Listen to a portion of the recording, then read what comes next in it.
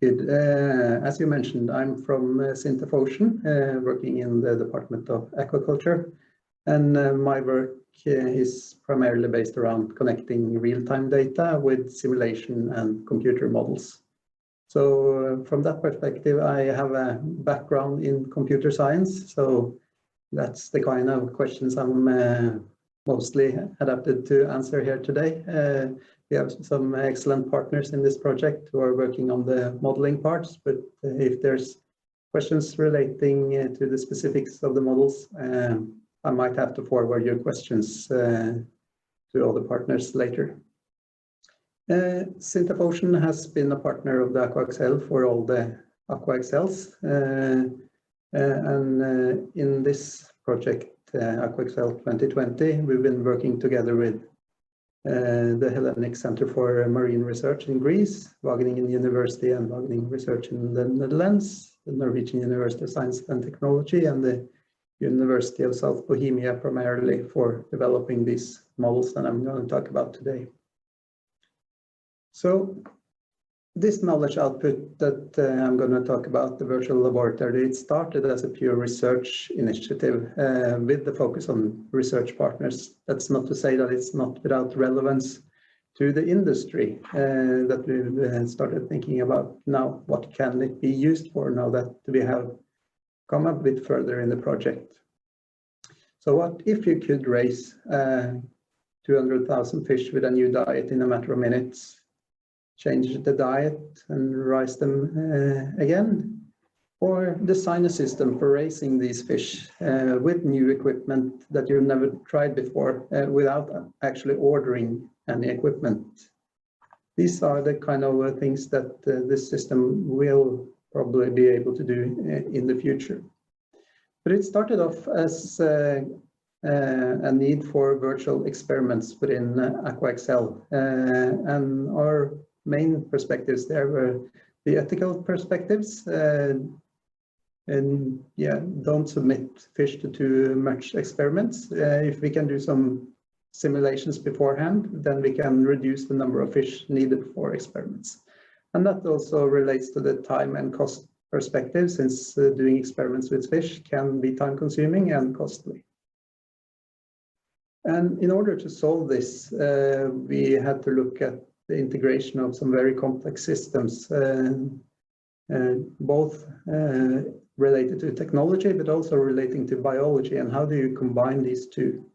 And we looked at numerical models, how to standardize this, and how to simulate this together. And our research is usually based around the concept of precision fish farming, and in this instance, we're looking more at the interpret step, helping simulations to help us interpret results.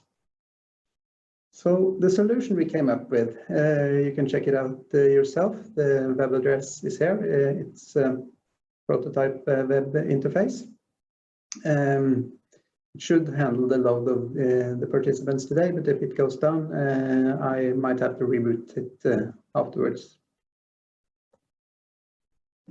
The solution came out of the original problem. We had models for fish growth, models for water treatment, and models for simulating hydrodynamics. The problem was that these models didn't talk to each other. So in order to say something about the complexity of the system, we had to make them talk to each other. And how do we do this?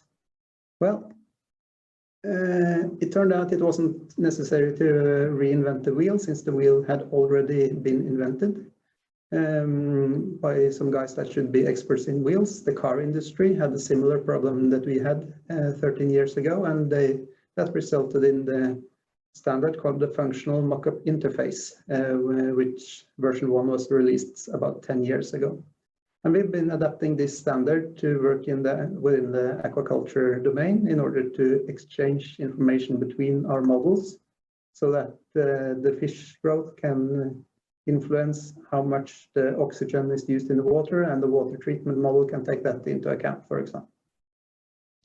This has resulted in the virtual laboratory, which is a simplified web interface built on top of the models and their integration, so that users have an can easily specify an experiment that they want to set up and run it and get the results out on top of this. In order to do this, we had to simplify a bit while for the web interface, while the real magic is happening under the hood, so to speak. So what is happening behind the web interface? Well, we use the functional mockup interface and open source modules that are available to set up a virtual database. And each of our models can then use this FMI in order to talk to the database and exchange information at certain time steps.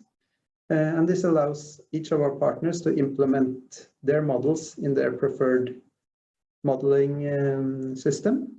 And then our framework system handles the integration and of all the models. And we built this simplified web interface on top so that users don't have to specify or know too much about the system in order to set up an experiment. You can disconnect the virtual laboratory and just use the underlying framework as it is, if you're kind of an expert user of the system and not afraid of typing in some C++ code or handling XML sheets. So what's our target market with this? Primarily, it was a system to help professors and researchers and students within aquaculture, but we could see potentially the use for many other markets. Production planners could use it to simulate production cycles. The equipment industry simulate new equipment setups and exchange equipment at the design stage. Designers could then design virtual equipment before actually shipping physical equipment between suppliers. Aquaculture farmers could use it to optimize production and simulate operations in order to minimize losses and optimize welfare. And of course, what it was originally built for, researchers and students in aquaculture could use it to design experiments virtually, and by that reducing the stress on fish and the need for fish to be part of experiments. So what would be the outcome if people started using this? Well, we can split it into two parts. We have the virtual laboratory itself, which can be used to optimize production cycle, achieving reduction in cost and maybe increase in biomass, increase predictive power and decision support with focus on welfare and reduction of loss, and optimize experiments so that we conform to the 3 R's and save fish from a bad experience. On the other hand, we also have the underlying framework, which can be used for standardization of simulation and digitalization within aquaculture, and such increased decision support and standardize component simulations as it's been done in the car industry in order to build the digital twins of RAS systems and exchange parts before any physical parts are actually being exchanged.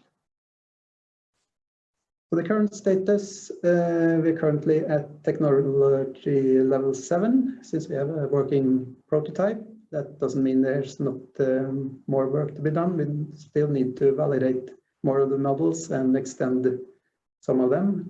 We are modeling Atlantic salmon and gilted sea bream and rainbow trout, but we are trying to extend that to European sea bass and pike perch.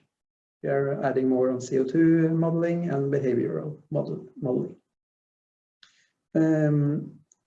So even if the models themselves are not completely done and completely validated, the framework is still out there. So if you want to check it out, you can look up the FMI framework online.